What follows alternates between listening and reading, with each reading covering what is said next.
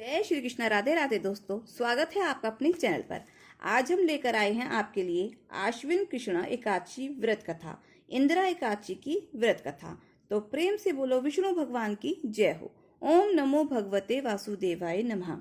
धर्मराज युधिष्ठिर कहने लगे कि भगवान, आश्विन कृष्ण पक्ष की एकादशी का क्या नाम है, उसकी विधि और फल क्या है, सो कृपा करके कहिए। श्री कृष्ण जी कहने लगे कि इस एकादशी का नाम इंदिरा एकादशी है। यह एकादशी पापों को नष्ट करने वाली तथा पितरों को अधोगति से मुक्ति दिलाने वाली है। हे राजन, ध्यान पूर्वक इसकी कथा सुनो। इसके सुनने मात्र से वाजपेयी यज्ञ का फल प्राप्त होता है। पहले सतयुग के समय में महिष्मती नाम की नगरी में इंद्रसेन नाम का एक प्रतापी राजा धर्म पूर्वक अपनी प्रजा का पालन करते हुए शासन करता था। वह राजा पुत्र पौत्र और धन धान्य से संपन्न तथा विष्णु का परम भक्त था। एक दिन जब राजा सुखपूर्वक अपनी सभा में बैठा था तो आकाश मार्ग से महर्षि नारद जी उतरकर उसकी सभा में आई। राजा उनको देखते ही हाथ जोड़कर खड़ा हो गया और विधि पूर्वक आसन व अधर्य दिया। सुख से बैठकर मुनि ने राजा से पूछा कि हे राजन, आपके सातों अंग कुशल पूर्वक तो हैं, तुम्हारी बुद्धि धर्म में, तुम्हारा मन विष्णु भक्ति में तो रहता है। देव ऋषि नारद की ऐसी बात सुनकर राजा ने कहा, हे महर्षि, आपकी कृपा से मेरे राज्य में सब कुछ कुशल से है तथा मेरे यहाँ यज्ञ कर्मादि सुकृत हो रहे हैं। आप कृपा करके अपने आगमन का कारण कहिए। तब ऋषि कहने लगे कि राजन, आप आश्चर्य देने वाले मेरे वचनों को सुनो। एक समय ब्रह्मलोक से यमलोक को गया। वहां श्रद्धा पूर्वक यमराज से पूजित होकर मैंने धर्मशील और सत्यवान धर्मराज की प्रशंसा की। उसी यमराज की सभा में महान ज्ञानी और धर्मात्मा तुम्हारे पिता को एकादशी का व्रत भंग होने के कारण मैंने देखा। उन्होंने जो संदेशा दिया है सो मैं तुमसे कहता हूँ। उन्होंने कहा है कि पूर्व जन्म में कोई विघ्न हो जाने के कारण मैं यमराज के निकट रह रहा हूँ। सो हे पुत्र, यदि तुम आश्विन कृष्ण इंदिरा एकादशी का व्रत मेरे निमित्त करो तो मुझको स्वर्ग की प्राप्ति हो सकती है। तब राजा कहने लगा कि हे महर्षि, आप इस व्रत की विधि मुझसे कहिए।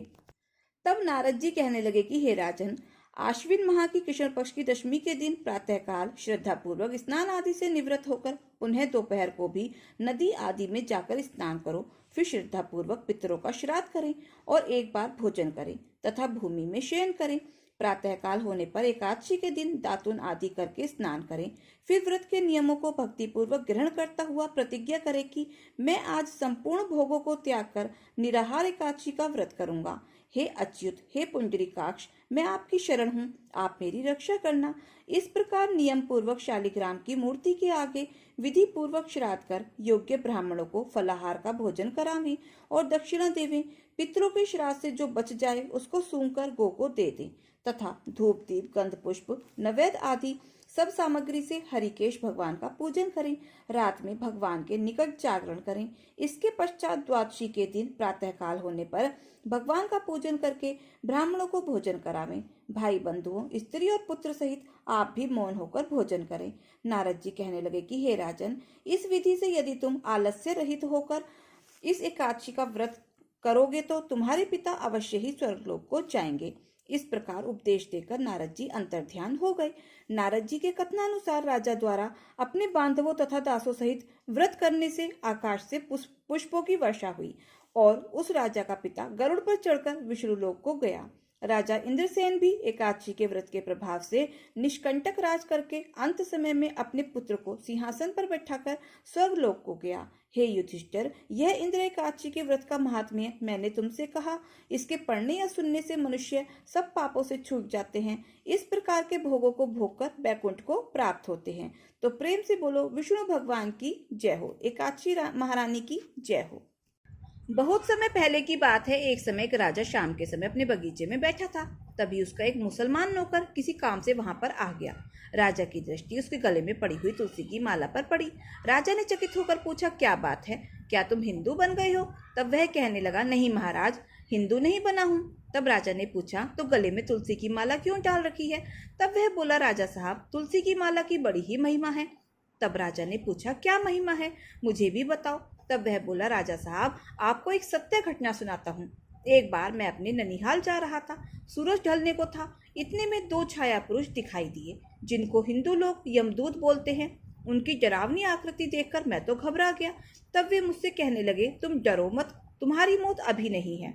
अभी एक युवक किसान बैलगाड़ी भगाता भगाता आएगा। यह जो गड्ढा है, इसमें उसकी बैलगाड़ी का पहिया फंस जाएगा और बैलों के कंधे पर रखा हुआ जुआ टूट जाएगा। बैलों को प्रेरित करके हम उद्दंड बना देंगे और उसमें से जो दाईं ओर का बैल होगा वो विशेष उद्दंड होकर युवक किसान के पेट में अपना सींग घुसा देगा और इसी से उसकी मृत्यु हो जाएगी। हम उसी की जीव आत्मा को लेने आए हैं। राजा साहब, मैंने उन यमदूतों से हाथ जोड़कर प्रार्थना की और कहा कि यह घटना देखने की मुझे भी इजाजत दे दो। तब उन्होंने मुझे इजाजत दे दी। मैं दूर एक पेड़ के पीछे खड़ा हो गया। थोड़ी देर में सचमुच उस कच्चे रास्ते से एक बैलगाड़ी दौड़ती हुई आई। जैसे उन्होंने कहा था, ठीक वैसे ही बैलगाड़ी को झटका लगा। बैल उत्तेजित हुए और एक युवक किसान उन पर नियंत्रण पाने में असफल हो गया। बैल धक्का मारते मारते उसे दूर ले गए और बुरी तरह से उसके पेट में अपने सींग घुसा दिए और वह मर गया। तब राजा ने पूछा, आगे क्या हुआ? तब वह कहने लगा कि महाराज, लड़के की मौत के बाद मैं पेड़ की ओट से बाहर आया और दूतों से पूछा कि इसकी जीवात्मा कहाँ है और कैसी है। तब दूत कहने लगे कि इसकी जीवात्मा हमारे हाथ में नहीं आई। मृत्यु तो इसकी जैसे होनी थी वैसी ही हुई, किंतु हुई वहाँ जहाँ तुलसी का पौधा लगा हुआ था, और जहाँ तुलसी होती है वहाँ मृत्यु होने पर जीवात्मा भगवान श्री हरि के धाम को जाता है। श्री हरि के पार्षद आकर उसे ले जाते हैं। राजन, बस ये घटना मेरे मन में बैठ गई। मरने के बाद मैं स्वर्ग जाऊंगा या नरक, ये तो मुझे नहीं पता, लेकिन मैं तुलसी माला तो पहन ही सकता हूँ। हो सकता है मुझे भी भगवान नारायण के धाम जाने का मौका प्राप्त हो। बस तभी से मैं तुलसी माला धारण करता हूँ। ऐसी ही दिव्य महिमा है तुलसी माला धारण करने की। तो प्रेम से बोलो, तुलसी माता की जय हो। एक बार राधा रानी जी अपनी सखी से बोली, हे सखी, तुम श्री कृष्ण की प्रसन्नता के लिए किसी ऐसे देवता की पूजा बताओ जो परम सौभाग्य वर्धक हो। तब समस्त सखियों में श्रेष्ठ चंद्रलला अपने हृदय में एक क्षण तक कुछ विचार करके बोली। चंद्रलला ने कहा कि हे राधे, परम सौभाग्यदायक और श्री कृष्ण की प्राप्ति के लिए एक वरदायक व्रत है, तुलसी की सेवा। तुम्हें तुलसी की सेवा का नियम लेना चाहिए, क्योंकि तुलसी का यदि स्पर्श, ध्यान, नाम संकीर्तन, आरोपण या सींचन किया जाए तो महान पुण्य पद प्राप्त होता है। हे राधे, जो प्रतिदिन तुलसी की 9 प्रकार से सेवा भक्ति करते हैं वे कोटि सहस्त्र युगों तक अपने उस सत्कर्म का उत्तम फल भोगते हैं। मनुष्य की लगाई हुई तुलसी जब तक शाखा पर शाखा, बीज, पुष्प और सुंदर दलों के साथ पृथ्वी पर बढ़ती रहती है, तब तक उनके वंश में जो जो जन्म लेता है वे सभी 100,000 कल्पों तक श्री हरि के धाम में निवास करते हैं। जो तुलसी की मंजरी को सिर पर रखकर प्राण त्यागता है वह करोड़ों पापों से युक्त क्यों न हो, यमराज उसकी तरफ देखते तक नहीं। इस प्रकार चंद्रलला की कही गई बातें सुनकर श्री राधा ने साक्षात श्री हरि को संतुष्ट करने वाली तुलसी जी की सेवा करना आरंभ कर दिया। केतकी वन में 2 हाथ गोलाकार भूमि पर बहुत ऊंचा और अत्यंत मनोहर श्री तुलसी जी का मंदिर बनवाया, जिसकी दीवारें सोने से जड़ी थी।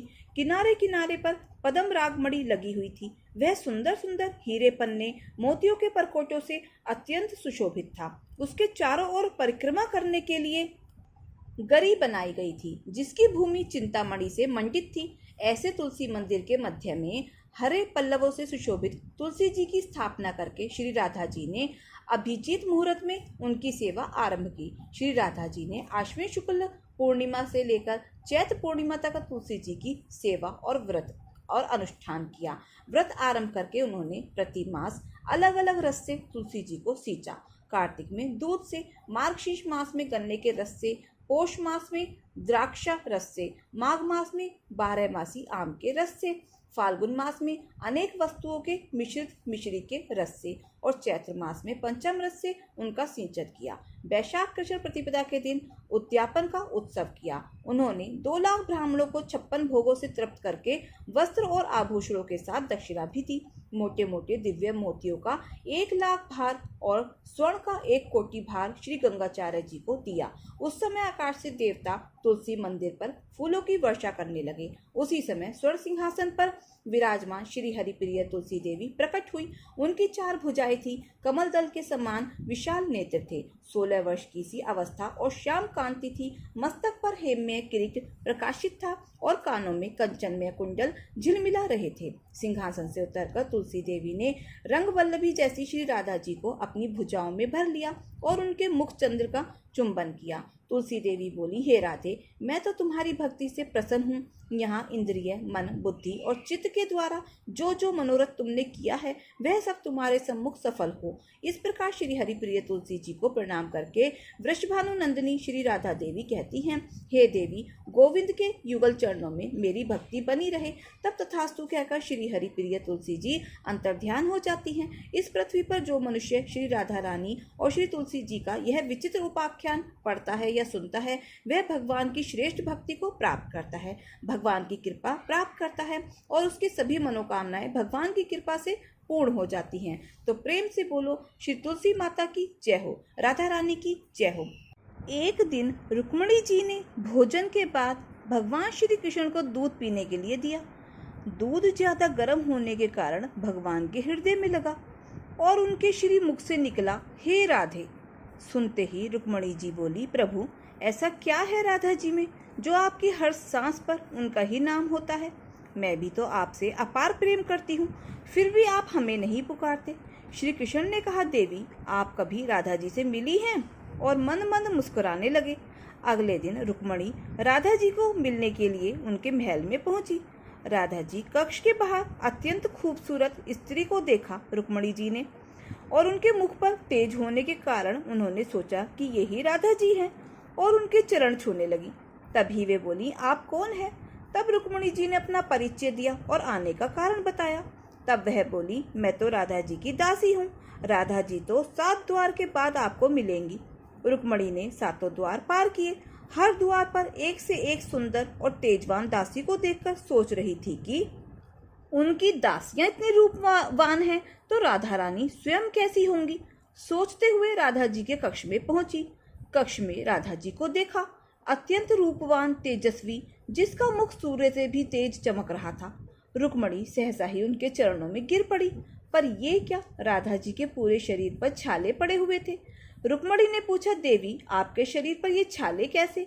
तब राधा जी ने कहा, देवी, कल आपने जो श्री कृष्ण जी को दूध दिया था वो ज्यादा गर्म था, जिससे उनके हृदय पर छाले पड़ गए, और उनके हृदय पर तो सदा मेरा ही वास होता है।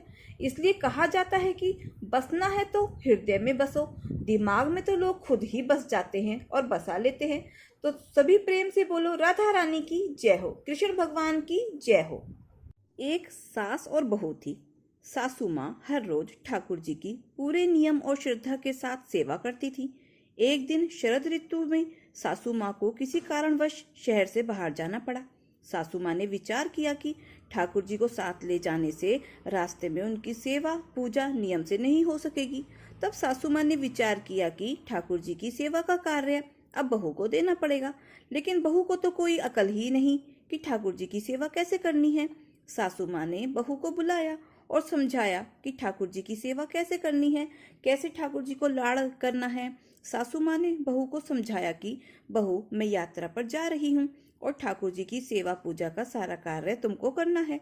सासू माँ ने बहू को समझा दिया था, देख, ऐसे 3 बार घंटी बजाकर सुबह ठाकुर जी को जगाना, फिर स्नान कराना, फिर स्वच्छ कपड़े पहनाना, फिर ठाकुर जी का श्रृंगार करना, फिर ठाकुर जी को दर्पण दिखाना, दर्पण में ठाकुर जी का हंसता हुआ मुख देखना, इसके बाद ठाकुर जी को भोग लगाना।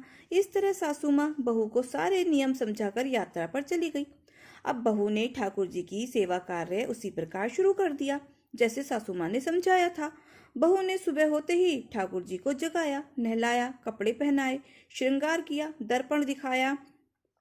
अब सासू माँ ने कहा था कि दर्पण में ठाकुर जी का हंसता हुआ मुख देखकर ही भोग लगाना। दर्पण में ठाकुर जी का हंसता हुआ मुख ना देखकर बहू को बड़ा आश्चर्य हुआ। बहू ने विचार किया कि शायद मुझसे सेवा में कोई गलती हो गई है, तभी दर्पण में ठाकुर जी का हंसता हुआ मुख दिखाई नहीं दे रहा है। बहू ने फिर ठाकुर जी को नहलाया, श्रृंगार किया, दर्पण दिखाया, लेकिन ठाकुर जी का हंसता हुआ मुख नहीं दिखा।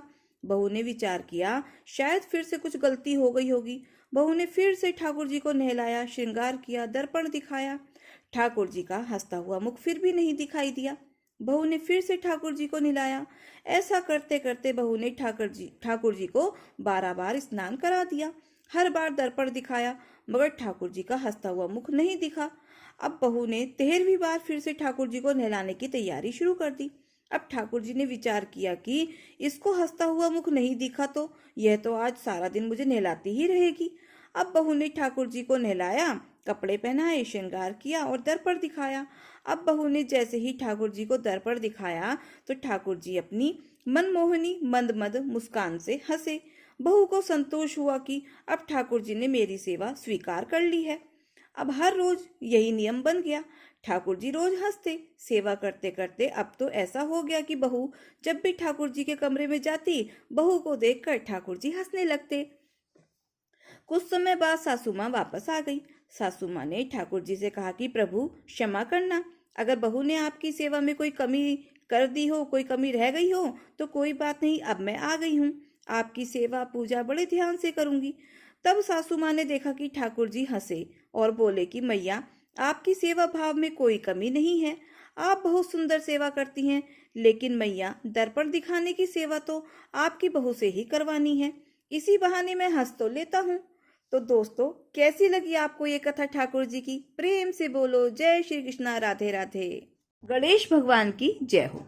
एक छोटा सा लड़का था, कोई काम नहीं करता था।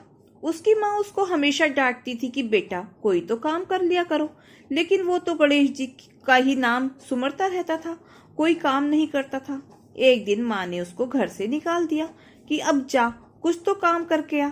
वह गणेश जी का नाम लेकर चला गया। वह चलते चलते दूर जंगल में निकल गया और गणेश जी को ही भजता रहा।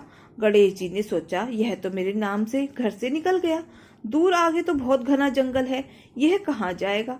यह सोचकर गणेश जी प्रकट हो गए और लड़के से पूछा कि तू कहाँ जा रहा है। लड़के ने कहा मैं गणेश जी से मिलने जा रहा हूँ। तब गणेश जी बोले कि मैं ही गणेश जी हूँ। लड़के ने कहा कि मैं कैसे समझूं कि आप ही गणेश जी हो। तब गणेश जी ने कहा तू मांग कर तो देख। तो लड़के ने कहा कि जो मैं मांगूंगा आप वो दे देंगे क्या? गणेश जी ने कहा हाँ दे दूंगा, लेकिन मांगना ऐसा कि एक बार ही में ही मांग लेना, बार बार नहीं दूंगा। अब लड़का बोला कि ठीक है, सोचने दो।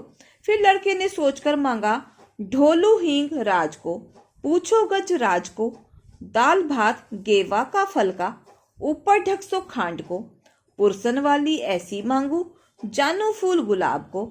विनायक जी बोले तूने तो बहुत सारा मांग लिया, जा तेरे ऐसा ही हो जाएगा, जा तू अब घर चला जा। विनायक जी अंतर्ध्यान हो गए और लड़का अपने घर आया तो देखा झोपड़ी की जगह महल बन गया और पीढ़े पर छोटी सी बहू बैठी है। घर में बहुत सारा धन हो गया, नौकर चाकर हो गए।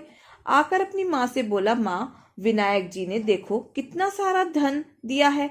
यह देखकर माँ बहुत ही खुश हुई।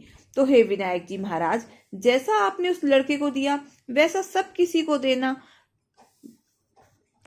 तो प्रेम से बोलो गणेश भगवान की जय हो। दोस्तों, अगर आपको हमारी कथा कहानी अच्छी लगी हो तो प्लीज वीडियो को लाइक शेयर और सब्सक्राइब अवश्य करें, अपना प्यार और सहयोग दें। मिलते हैं फिर ऐसे ही नई कथा कहानियों के साथ। धन्यवाद।